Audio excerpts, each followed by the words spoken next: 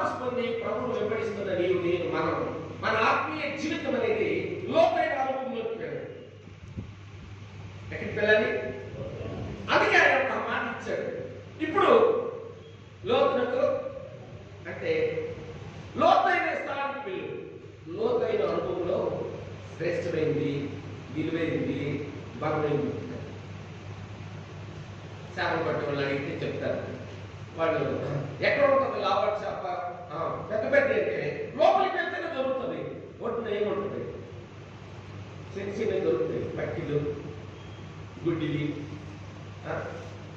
ఇలాంటి బలహీనమైన దొరుకుతాయి.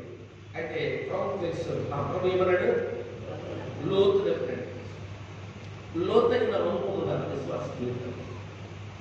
ఆత్మీయమైన జీవితంలో మేము ఏ రూపం కలిగి ఉండాలి అంటే లోతైన అనుభవం. లోతైన అనుభవం. ఆత్మీయ జీవితంలో మనం కూడా ఏం కావాలంటే ఆత్మీయంగా లోతైన అనుభవంలోకి రావాలంటే ఎదగాలి.